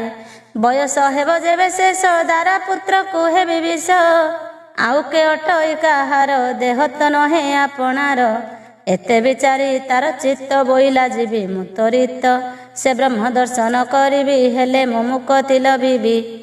ଏକଥା ଅଟେ ମୋର ମୂଳ ବୋଲିଣ କଲା ଅନୁକୂଳ, ହୋଇଣ ପରମ ସନ୍ତୋଷ ଛାଡ଼ି ସଂସାରେ ଦେହ ଆସ। ସେ ବ୍ରହ୍ମ ପୁରାଣ ଧଇଲା ବ୍ରହ୍ମ ସୁମରି ବାହାରିଲା, କେତେ ହେ ମାସ କେତେ ଦିନ ପଥରେ କଲା କଗମନ। ଭିକ୍ଷା ସେ ମାଗିଣ ଜିଅଇ ନ ମିଳେ ଉପବାସେ ଥାଇ, କୋମଳ ପତ୍ର ଫଳ ମୂଳ ନଦୀ ପୋଖରୀ କୂପ ଜଳ। ପାନ କରି ନ ଚଳିଯାଏ ମନରେ ଚିନ୍ତା ଯେ ନଥାଏ, ବ୍ରହ୍ମରେ ଲାଗିଅଛି ଲୟ ଏଣୁ ତା କିଛି ନାହିଁ ଭୟ। ଏମନ୍ତେ କେତେ ଦିନ ପରେ ପ୍ରବେଶ 18 ନଳାରେ, ଯହିଁ ପ୍ରବେଶ ହେଲେ ପ୍ରାଣୀ ଯମଦଣ୍ଡକୁ ଯାନ୍ତି ଜିଣି। ସେ ଦିବ୍ୟ ସ୍ଥାନ ଗୋଟି ଦେଖି ନିର୍ମଳ କଲା ଚର୍ମ ଆଖି, ବସିଲା ନିଶ୍ଚଳ ଆସନେ ବ୍ରହ୍ମଙ୍କୁ ଚିନ୍ତା କରି ମନେ। ଏଥି ଉତ୍ତାରୁ କଥା ଶୁଣ ପ୍ରଭୁଙ୍କ ଦର୍ଶନ ସାରିଣ, କ୍ଷେତ୍ରୁ ଆସନ୍ତି ଜଣ କେତେ ଅଭଡ଼ା ମାନ ଧରି ହସ୍ତେ। ଗୀତ ଗାଇଣ ରଙ୍ଗେ ହସି ମିଳିଲେ ବିପ୍ର ପାଶେ ଆସି, ଦେଖିଣ ତାହାଙ୍କର ହୃଷ୍ଟ ପୁଛଇ ଗଣପତି ଭଟ୍ଟ। ଶୁଣ ପଥୁକି ଜନମାନେ ଏଡ଼େ ଆନନ୍ଦ କିମ୍ପା ମନେ, କେବଳ ଠାରୁ ଆସୁଅଛ କହ କି ଲାଭ ପାଇଅଛ। ସଂଶୟ ନ କରିଣ ମନେ କହନ୍ତି ସ୍ୱରୂପ ବଚନେ, ଶୁଣି ପଥୁକି ଜନ କହି ଶୁଣ ହେ ବିପ୍ରବର ତୁହି। ଆମ୍ଭେ ଯେ ଶ୍ରୀନୀଳ କନ୍ଦରେ ଯାଇ ନଥିଲୁ ଦର୍ଶନରେ, ତହିଁ ରହିଣ 5 ଦିନ ବ୍ରହ୍ମକୁ କରିଣ ଦର୍ଶନ। ମେଲାଣି ହୋଇ ଯେଝା ମତେ ତେଣୁଟି ଆସୁ ଶ୍ରଦ୍ଧା ଚିତ୍ତେ, ଦେଖ ଏ ପରମ ଦୁର୍ଲଭ ଏଥି ଉତ୍ତାରୁ କିସ ଲାଭ। ତା ଶୁଣି ବିପ୍ର ଆଚମ୍ବିତେ ଦଣ୍ଡକେ ରହି ସ୍ତମ୍ଭୀଭୂତେ, ପୁଛଇ ପୁଣ ପୁଣ ତାଙ୍କୁ ଦେଖିଲ ଟିକି ସେ ବ୍ରହ୍ମକୁ। ହେଉ ବୋଲିଣ ଗଲେ ଚଳି ବସିଣ ବିପ୍ର ତହିଁ ଭାଳି, ବ୍ରହ୍ମ ଥିବାରୁ ଏଥି ମିଛ ଦେଖି ତଇଲେ ପ୍ରତ୍ୟକ୍ଷ। ଯାହାର ଦର୍ଶନେ ମୁକତି ଏ କିମ୍ପା ଲେଉଟି ଆସନ୍ତି, ବ୍ରହ୍ମ ଶରୀରେ ନ ମିଶିଲେ କେମନ୍ତେ ଲେଉଟି ଆସିଲେ। ଏମନ୍ତେ ବିଚାରିଣ ମନେ ଲୋକେ ଆସନ୍ତି ହୋଇଛନ୍ନେ, ନିରତେ ଯିବା ଆସିବାରେ ଦଣ୍ଡେ ନ ଦେଖି ଅବସରେ। ପୁଛିଲେ ସେହି କଥା କହି ଶୁଣି ସଂଶୟ ମନେ ପାଇ, ପୁରାଣ ଫିଟାଇ ତତ୍କ୍ଷଣେ ଲେଉଟି ପଢ଼ିଲେ ଆପଣେ। ବ୍ରହ୍ମ ଅଛନ୍ତି ନୀଳଗିରି ପଢ଼ଇ ପୁଣ ପୁଣ କରି, ବିଚାର କଲା ତା ହୃଦର କି ବୁଦ୍ଧି କରିବି ଏଥର। ଏହି ପୁରାଣେ ଲେଖିଛନ୍ତି ଲୋକେ ତ ଏମନ୍ତେ ବୋଲନ୍ତି, ଏତ ସାକ୍ଷାତ କଥା ଗୋଟି ଏତ ପୁରାଣ ପଥ ସୃଷ୍ଟି। ଏଥକୁ କି ବୁଦ୍ଧି କରିବି କେଣିକି ଯାଇ ନ ପାରିବି, ଖାଇବି କାଳକୂଟ ବିଷ ଲାଗିବ ଆତ୍ମହତ୍ୟା ଦୋଷ। ଏମନ୍ତ ବିଚାରୁ ତା ମନ ଜାଣିଲେ ପ୍ରଭୁ ଭଗବାନ, ସେ ସର୍ବ ଅନ୍ତର୍ଯ୍ୟାମୀ ହରି ସକଳ ଘଟେଛନ୍ତି ପୁରୀ। ଭକତ ମନେ ଯାର ଘର ତାହାକୁ କିସ ଅଗୋଚର, ତକ୍ଷଣେ ଭକ୍ତ ମନ ଜାଣି ବିଜୟ କଲେ ଚକ୍ର ପାଣି। ବିପ୍ର ସ୍ୱରୂପ ଗୋଟି ହୋଇ ମିଳିଲେ ବିପ୍ର ପାଶେ ଯାଇ, ଭୃତ୍ୟ ଯେ ବସିଅଛି ଦୁଃଖେ ପ୍ରଭୁ ମିଳିଲେ ତାର ପାଖେ। ପୋଛନ୍ତି ବିପ୍ର ମୁଖ ଚାହିଁ ହରସେ ବ୍ରହ୍ମାଣ୍ଡ ଗୋସାଇଁ। କାହୁଁ ଅଇଲ ବିପ୍ରବର କିମ୍ପା ବସିଛ ଏଠାବର। କହ କେଣିକି ଏବେ ଯିବ କିମ୍ପାଇଁ ମନେ ଦୁଃଖ ଭାବ। ସଂଶୟ ନ କରିଣ ଚିତ୍ତେ ହେ ବିପ୍ର କହ କିନା ମତେ। ବିପ୍ର ଶ୍ରୀମୁଖୁ ଏହା ଶୁଣି ସେ ଗଣପତି ଭଟମଣି। ହେ ବିପ୍ର ପଚାରିଲ ଯେବେ ଶୁଣ କହିବା ଯଥା ଭାବେ। ଆମ୍ଭେ ଯେ ବ୍ରହ୍ମ ପୁରାଣରେ ଶୁଣିଲୁ ଏମନ୍ତ ପ୍ରକାରେ। ବ୍ରହ୍ମ ବିଜୟ ନୀଳଗିରି ଦର୍ଶନ ମାତ୍ରେ ଦୁଃଖ ହରି। ଏକଥା ଜାଣି ମୋର ମନେ ଅଇଲି ବ୍ରହ୍ମ ଦର୍ଶନେ। ଏବେ ଶୁଣିଲି ବ୍ରହ୍ମ ନାହିଁ ତେଣୁ ମୁଁ ଅଛି ଏଥେ ରହି। ତା ଶୁଣି ପ୍ରଭୁ ଭାବଗ୍ରାହୀ କହନ୍ତି ଭକ୍ତ ମୁଖ ଚାହିଁ। ବ୍ରହ୍ମ ନାହାନ୍ତି ବୋଲି ଏଥେ ତା ତୁମ୍ଭେ ଜାଣିଲ କେମନ୍ତେ। ବିପ୍ର ବୋଇଲେ ତାହା ଶୁଣି ଶୁଣ ହେ ବିପ୍ର ଚୂଡ଼ାମଣି। ସେ ବ୍ରହ୍ମ ସ୍ୱରୂପେ ମିଶାଇ ଯିବ ଲେଉଟି ନ ଆସଇ। ତାହାଙ୍କୁ କରି ଦର୍ଶନ ଲେଉଟି ଆସୁଛନ୍ତି ଜନ। ତାହାଙ୍କୁ କରି ଦର୍ଶନ ଲେଉଟି ଆସୁଛନ୍ତି ଜନ। ଏହା ମୁଁ ଦେଖିଲି ପ୍ରତ୍ୟକ୍ଷ ତେଣୁଟି ବ୍ରହ୍ମ ଥିବା ମିଛ। ତାହା ଶୁଣିନ ବ୍ରହ୍ମ ରାଶି ଅଳପ ମନ୍ଦ ମନ୍ଦ ହସି। ବୋଇଲେ ଶୁଣ ବିପ୍ରବର ତୋ ମନେ ସଂଶୟ ନ କର। ବ୍ରହ୍ମ ନଥିବା ଏ ପ୍ରମାଣ ତାହା କହିବା ଏବେ ଶୁଣ। ଯେ ଆତ୍ମା କଳ୍ପତରୁ ହରି ଯେ ଯାହା ମନ ବାଞ୍ଛା କରି। ତାହାଙ୍କୁ ସେହି ଫଳ ଦେଇ ତେଣୁଟି ବାଞ୍ଛା ନିଧି ସେହି। ଯେ ବଣ ପ୍ରାଣୀ ଏଥେ ଆସି ଦର୍ଶନ କରେ ବ୍ରହ୍ମ ରାଶି। କଳ୍ପନା କରି ତାଙ୍କ ମନେ ଲେଉଟି ଯିବାକୁ ସଦନେ। ତାହାଙ୍କୁ ଯଦ୍ୟପି ରଖିଲେ କି ବାଞ୍ଛା ନିଧି ବୋଲାଇଲେ। ଏଣୁ ଯେ ଯାହା ଚିନ୍ତୁ ଥାଇ ତାହାକୁ ସେହି ଫଳ ଦେଇ। ତୋଷନ୍ତି ପ୍ରଭୁ ମହାମେରୁ ତେଣୁଟି ବାଞ୍ଛା କଳ୍ପତରୁ। ଯେ ବଣ ଲୋକ ମୁକ୍ତି ଅର୍ଥେ ନିଶ୍ଚୟ ଆସିଥିବେ ଏଥେ। ତାହାଙ୍କୁ ମୁକ୍ତି ପଥ ଦେବେ ତୁ ବିପ୍ର ବେଗେ ଯାଅ ଏବେ। ମନେ ତ ସଂଶୟ ନ କର ବ୍ରହ୍ମକୁ ଦର୍ଶନ କର। ଏମନ୍ତେ କହିଗଲେ ହରି ବିପ୍ର ଚଳିଲା ନୀଳଗିରି। ପ୍ରବେଶ ହେଲା ସିଂହଦ୍ୱାରେ ପତିତ ପାବନ ଛାମରେ। ଦୈବ ଯୋଗେ ସେହି ଦିନ ହୋଇଅଛଇ ଦେବ ସ୍ନାନ। ଦେଉଳ ତେଜି ଦେବରାୟ ସ୍ନାହାନ ମଣ୍ଡପେ ବିଜୟ। ସ୍ନାହାନ କରିବା ନିମନ୍ତେ ଚକାରେ ବିଜେ ଜଗନ୍ନାଥେ। ଅଶେଷ ତୀର୍ଥ ଜଳ ଭରି ସେବକେ ଜୟ ଜୟ କରି। ବେଢ଼ି ଅଛନ୍ତି ଚଉପାଶେ ପ୍ରଭୁଙ୍କ ଦେବାର୍ଚ୍ଚନ ଆସେ। ସ୍ୱର୍ଗ ଦେବତା ମାନେ ଆସି ମାୟାରେ ନରଲୋକେ ମିଶି ଦର୍ଶନ କରୁଛନ୍ତି ରହି ଅନେକ ଉତ୍ସବ କରାଇ। ଏମନ୍ତ ବେଳେ ଗଣଭଟ୍ଟ ମିଳିଲେ ପ୍ରଭୁଙ୍କ ନିକଟ। ଦେଖିଲେ ଦାରୁ ବ୍ରହ୍ମ ମୂର୍ତ୍ତି ମଣ୍ଡପେ ବିଜେ କରିଛନ୍ତି। ନିରପିୟ ନାଇଣ ଦେଲେ ଗଜବଦନ ନ ଦେଖିଲେ। ଥୋଇ ବିହୀନେ ମୁଖ ଶୂନ୍ୟ ଦେଖି ବିଚାର କଲେ ମନ। ଗଜବଦନ ନାହିଁ ଏଥେ ବ୍ରହ୍ମ ନୁହଁଇ କଦାଚିତେ। ଏମନ୍ତ ବୋଲି ଲେଉଟିଲା ସେ ପ୍ରଭୁ ପାଦେ ନ ନମିଲା। ଅତ୍ୟନ୍ତ ମନ ଦୁଃଖ ହୋଇ ବାହୁଡ଼ି ଗଲା କପଳାଇ। ଦେଖି ତାହାର ଦାଢ଼୍ୟ ମନ କେବଳ ବ୍ରହ୍ମ ଗଜାନନ। ବୋଲି ଜାଣଇ ତାର ମନେ ଅନ୍ୟ ଦେବଙ୍କୁ ସେ ନ ଗଣେ। ତେଣୁ ସେ ଲେଉଟି ନ ଗଲା ମସ୍ତକେ ହସ୍ତହୀନ ଦେଲା। ଏଥି ଉତ୍ତାରୁ ଶୁଣ ମନ ସେ ଅନ୍ତର୍ଯ୍ୟାମୀ ନାରାୟଣ। ଭକତ ଜନ କାଷ୍ଠା ଜାଣି ତତ୍କ୍ଷଣେ ଶଙ୍ଖ ଚକ୍ର ପାଣି। ମୁଦିର ଥକେ ରାତ୍ର ଯାକେ ଅନିଦ୍ରେ ଥିଲେ ପ୍ରଭୁ ପାଖେ। ତେଣୁଟି ନିଦ୍ରାଚଳ ହୋଇ ଜଗମୋହନେ ଥିଲା ଶୋଇ। ତାର ପାରୁ ସେ ବିଜେ କଲେ ସ୍ୱପ୍ନ ମାର୍ଗେ ଆଜ୍ଞା ଦେଲେ। ବୋଇଲେ ଶୁଣ ମୁଦିରଥ ଉତ୍ତର ଦେଶୁ ମୋ ଭକତ। ଆସିଣ ଅଛି ଅତୀତ ସେ ମୋହର ଦର୍ଶନ ଆସେ। ତେଣୁ ମୋ ଛାମୁକୁ ଅଇଲା ମୋର ମୁଖକୁ ଚାହିଁ ଦେଲା। ଗଜବଦନ ମନ ଦେଖି ମନରେ ହୋଇ ମହାଦୁଃଖୀ। ବାହୁଡ଼ି ଯାଉଅଛି ସେହି ବେଗେ ତୁ ଘେନି ଆସ ଯାଇ। ବୋଲିବୁ କିମ୍ପା ଯାଉଁ ଋଷି ଦର୍ଶନ କର ବ୍ରହ୍ମ ରାଶି। ନିଶ୍ଚଳ କରି ତ ନୟନ ଚାହିଁ ଦେଖିବୁ ଗଜାନନ। ଏମନ୍ତ ବୋଲି ଘେନି ଆସ କହି ଚଳିଲେ ପିତବାସ। ସେ ମୁଦିରଥ ବେଗେ ଉଠି ଭଜଣ ହରି ନାମ ଗୋଟି। ଧାଇଣ ଗଲା ଅତି ବେଗେ ମିଳିଲା ଗଣ ଭଟ୍ଟ ଆଗେ। ବୋଇଲା ଶୁଣ ବିପ୍ର ଗୋଟି କିମ୍ପା ତୁ ଯାଉଛୁ ଲେଉଟି। ବ୍ରହ୍ମଙ୍କୁ ଦର୍ଶନ କର ବାଞ୍ଛା ସମ୍ପୂର୍ଣ୍ଣ ହେଉ ତୋର।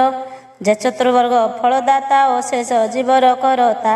ଭକତ ଜନ ପ୍ରାଣବନ୍ଧୁ ନାମ କରୁଣାମୟ ସିନ୍ଧୁ। ଯେ ଯାହା ବାଞ୍ଛା କରେ ଚିତ୍ତେ ତାହାକୁ ତାହା ଦେବା ଅର୍ଥେ। ବିଜୟ ସେହୁ ନୀଳଗିରି ଶ୍ରୀଦାରୁ ବ୍ରହ୍ମ ରୂପ ଧରି। ତାହାଙ୍କୁ ହୁଡ଼ ମୂଢ଼ ପଣେ ଲେଉଟି ଯାଉ କି କାରଣେ। ସେ ଗଣପତି ଭଟ୍ଟ ଶୁଣି କ୍ରୋଧେ ବୋଇଲେ କଟୁବାଣୀ। ବ୍ରହ୍ମ ଛଇ କେଉଁଠାରେ କିମ୍ପାଇଁ ଭଣ୍ଡୁ ତୁମହରେ। ଯାହାରେ ଗଜାନନ ନାହିଁ ସେ ବ୍ରହ୍ମ ବୋଲାଇବ କାହିଁ। ଶୁଣ୍ଢନ ଦେଖୁ ଯାହାଠାରେ ବ୍ରହ୍ମ ନ ବୋଲୁ ଆମ୍ଭେ ତାରେ। ଏଣୁ ତୁ ଯାଅ ହୋ ବାହୁଡ଼ି ମୋହିତ ନାହିଁ ତୋତେ ଲୋଡ଼ି। ତୁ କିମ୍ପା ଲେଉଟାଉ ମତେ ଶୁଣି ବୋଇଲେ ମୁଦିରଥେ।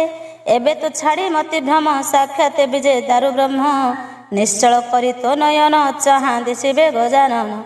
ଏଥେ ସଂଶୟ କିଛି ନାହିଁ ବୋଲିଣ ନେଲା ଲେଉଟାଇ ବିପ୍ରବଦନୁ ଏହା ଶୁଣି ଆନନ୍ଦେ ଭକ୍ତ ଚୂଡ଼ାମଣି।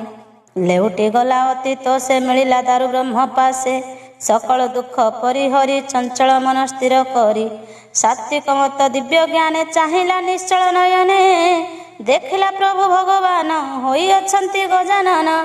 ଲମ୍ବି ଅଛଇ ଥୋର ହସ୍ତ ଶୋଭା ଦିଶଇ ଏକଦନ୍ତ ଅଦ୍ଭୁତ ବିଶ୍ୱରୂପ ଧରି ଭୃତ୍ୟକୁ ଡାକୁଛନ୍ତି ହରି। ତାହା ଶୁଣିନ ମହାଜ୍ୟୋତି ବୋଲେ ନମସ୍ତେ ଗଣପତି ନମ ନମସ୍ତେ ଗଜାନନ ନମସ୍ତେ କପିଳ ବଦନ ନମସ୍ତେ ଦାରୁ ବ୍ରହ୍ମ ରାଶି ନମ ନମସ୍ତେ ବିଶ୍ୱବାସୀ। ତବ ଦର୍ଶନେ ଦାରୁ ବ୍ରହ୍ମ ତୁଟିଲା ମୋର ମତି ଭ୍ରମ। ଲଭିଲୁ ପରମ କାରଣ ଏବେ ଯା ମାଗୁ ଅଛି ଶୁଣ। ଆଜ ଏ ଦେବ ସ୍ନାନ ଜାତ ଯେବେ ହୋଇବ ଜଗନ୍ନାଥ କେବଳ ହସ୍ତି ବସେ ହୋଇ ବିଜେ କରିବ ଭାବଗ୍ରାହୀ। ଏତେକ ମାତ୍ର ଆଜ୍ଞା ହେଉ ଏକଥା ଯୁଗେ ଯୁଗେ ଥାଉ। ଏତେକ କହି ପାଦେ ପଡ଼ି ଉଠିଲେ ଶିରେ କର ଯୋଡ଼ି ବ୍ରହ୍ମସ୍ୱରୂପ କରି ଧ୍ୟାନ ତକ୍ଷଣେ ଛାଡ଼ିଲା ଜୀବନ। ଝଟକ ବିଦ୍ୟୁ ପ୍ରାୟ ଦିଶି ବ୍ରହ୍ମଲୋକରେ ଗଲା ମିଶି ସମସ୍ତେ ଜୟ ଜୟ କଲେ ପ୍ରଭୁଙ୍କ ସେବାରେ ଲାଗିଲେ। ଦେଖ ଏ ପ୍ରଭୁଙ୍କ ମହିମା ଯାହାକୁ ଭଜେ ଦେବ ବ୍ରହ୍ମା ଏଣୁ ଏ ଭକତ ଛଳରେ ବେହ ହସ୍ତି ବେଶ ଧରେ। ତେଣୁଟି ପ୍ରଭୁ ଭାବଗ୍ରାହୀ ଭକତ ଜୀବନ ବୋଲାଇ ଦେଖି ସେ ଭକତଙ୍କ ହୃଦ ଭାବେ ଲଭିଲେ ଏଡ଼େ ପଦ। ଆନକେ ଭାଜନ ହୋଇବ ବ୍ରହ୍ମାଦି ଦେବଙ୍କୁ ଦୁର୍ଲଭ ଏଣୁ ଏ ସଂସାର ମଧ୍ୟଣ ପ୍ରଭୁ ଭକତ ବଡ଼ପଣ। ଭକ୍ତଙ୍କୁ ନ କରିବ ସାନ ଭକ୍ତ ଦ୍ୱିତୀୟ ଭଗବାନ ଶୁଣ ସୁମନ ହେତୁ ଦେଇ ଏ ଦାଢ଼୍ୟ ଭକତି ଅଟଇ। ଏଥେ ନିର୍ମଳ ଯାର ହୃଦ ନିଶ୍ଚୟ ଲଭିବ ମୁକ୍ତି ପଦ। ପଠନେ ଶ୍ରବଣେ ଯାସ ସେ ପ୍ରାଣୀ ଯିବେ ସ୍ୱର୍ଗବାସ। କହି ବିପ୍ର ରାମଦାସ ସେ ଦାରୁ ବ୍ରହ୍ମ ପଦେ ଆସ। ସାଧୁଜନଙ୍କ ପାଦ ପଦ୍ମ ମୋ ମନ ଭୃଙ୍ଗ କରେ ସାଧ୍ୟ। ସୁଜନେ ହି ଭାବେ ଭାବ ହେଳେ ସଂସାରୁ ତରି ଯିବ। ଇତି ଶ୍ରୀ ଦାଢ଼୍ୟତା ଭକ୍ତିର ସାମୃତେ ମନ ଚୈତନ୍ୟ ସମ୍ବାଦେ ଗଣପତି ଭଟ୍ଟ ଦାଢ଼୍ୟ ଭାବ ମୋକ୍ଷଣେ ନାମ ତ୍ରୟୋବିଂଶ ଅଧ୍ୟାୟ।